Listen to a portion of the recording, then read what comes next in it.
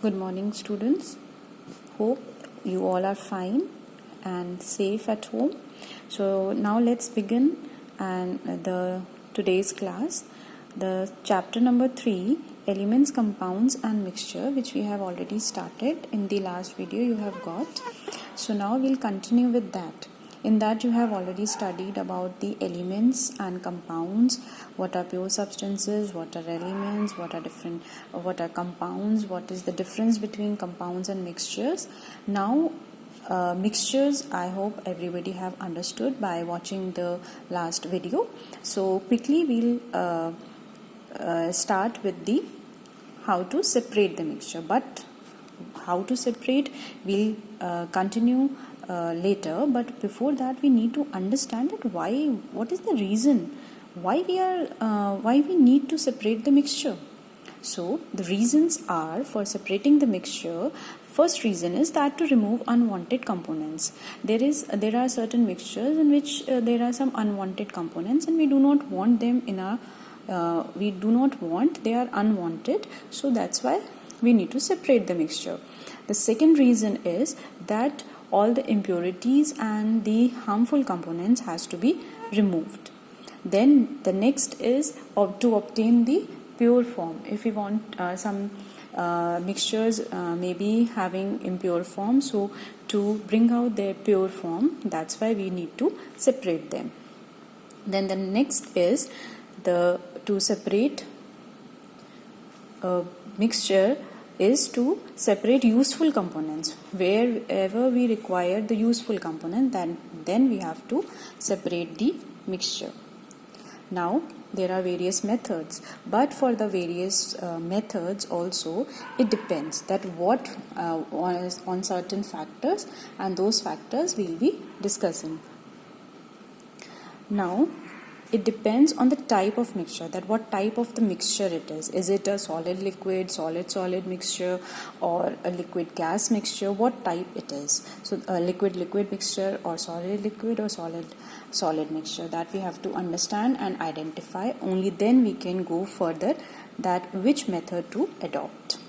Then the properties of its component. What are the properties of its components? Components means that what is the mixture composed of. So we need to understand and know the properties of its components. Now the basic principle which is used in the separation method is the component to be separated have some different property which other components do not have. If you want to suppose, for example, in the last video you must have seen that iron and sulfur are there. Iron and sulfur is an example of mixture.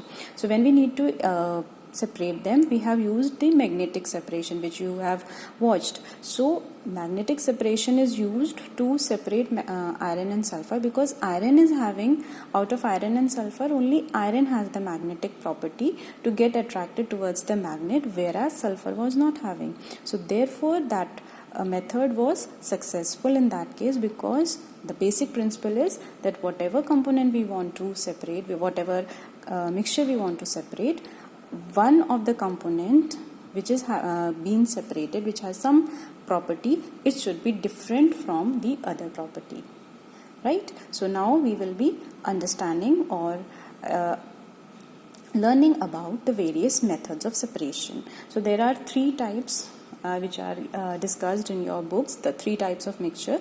The solid mixture, in which both the components will be in solid state, both or two or more will be in solid state. Then next is solid liquid, that one of the component will be in solid state, other component will be in liquid state. And then the liquid mixture, where both the components will be in liquid. So in this video we'll be understanding solid and liquid mixture.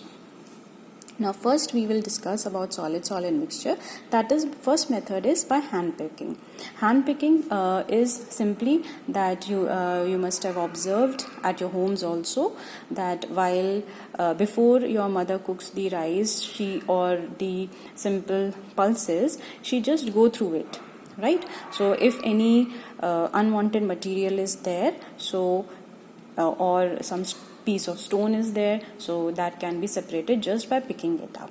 So that is what hand picking is all about. So it works on the principle that the components, they differ in size or maybe shape or the color, then that is called hand picking.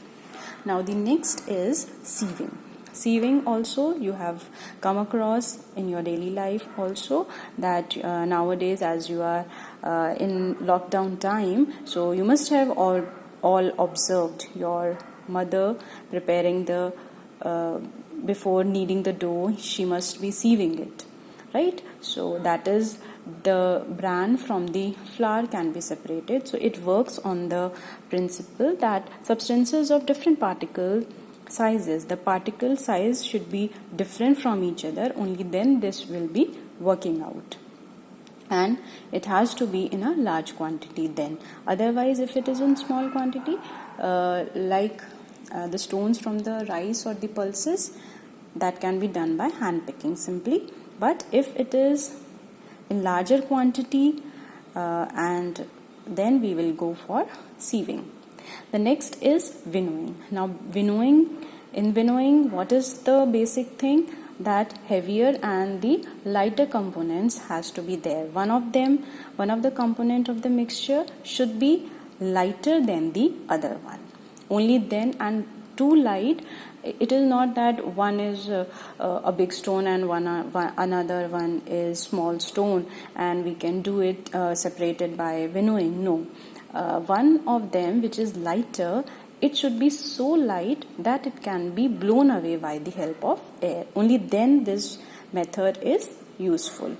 So the whatever husk is there in the wheat, the wheat grains that you must have seen in majorly in the villages, you must have seen that winnowing object is used and to separate the husk from the wheat grains. Now the next method which we can go for is sublimation. Sublimation, you all know that first we need to know that what are the sublimable substances. Sublimable substances are those substances which can be converted directly from solid state to gaseous state without entering into the liquid state. It directly happens. So if one of the substance is able to sublime, then surely we will be going for sublimation method. Now the next is liquid mixtures. Now liquid mixture, before understanding or the methods to distinguish between them, we need to understand that what are miscible and immiscible. There are two types of liquid mixtures which are miscible and immiscible. So miscible liquids are the liquids which mix into each other. Suppose we have a glass of water, this much we have filled with water, and to it we have added a juice, lime juice maybe for example.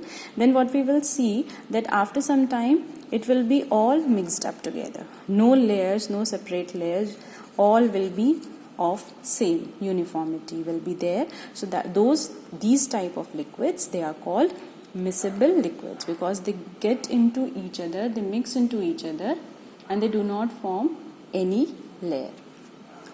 Whereas immiscible liquids, they do not mix into each other but they surely form the layer. For example, we have a water filled in the glass and to it we have added some oil. So we will be able to see that even after continuous stirring or mixing, it will not be mixing into each other but the layers will be formed.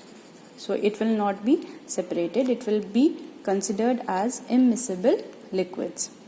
Now how to separate for each, whether it is miscible or immiscible? For miscible we have separate method, whereas for immiscible liquids we have another method.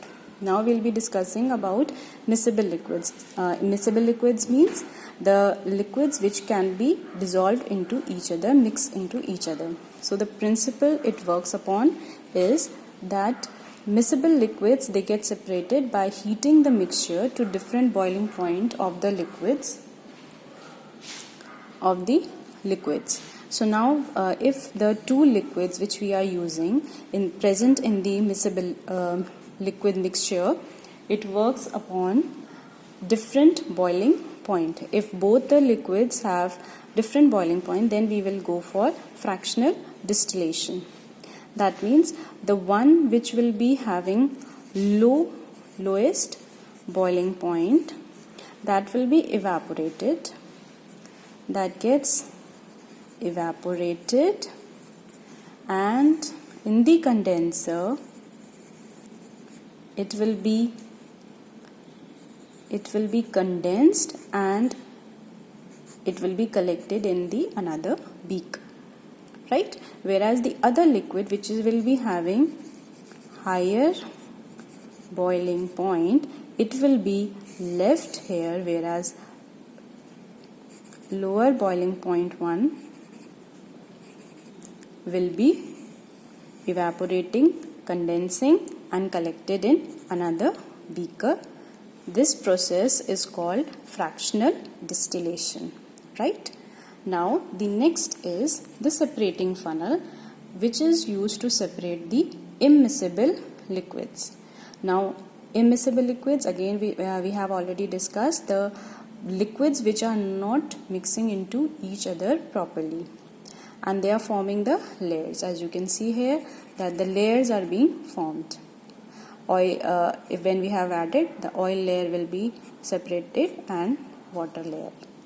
Now it again works on some principle. So lighter liquid, whichever liquid is lighter, that will be floating above the heavier liquid. So in your books also you must have seen that there is a separating funnel and to it there is a knob, right? And here the various liquids, immiscible liquids, mixture of immiscible liquids are being added and poured into this. Now we open this knob, so we will be collecting the heaviest liquid will be at the bottom. Here heaviest will be at the bottom, whereas the lightest of all, the immiscible liquid, will be on top. So as we will open the knob, what will happen? The heaviest liquid which will be poured and collected in the beaker. Then we will remove this beaker. Again we will be bringing another beaker. So this method is useful in case where we have maybe 2, 4 or 5 immiscible liquids mixed together in one mixture. So please go through all this, and I hope you all have understood this, the method to separate solid and liquid mixture. Thank you.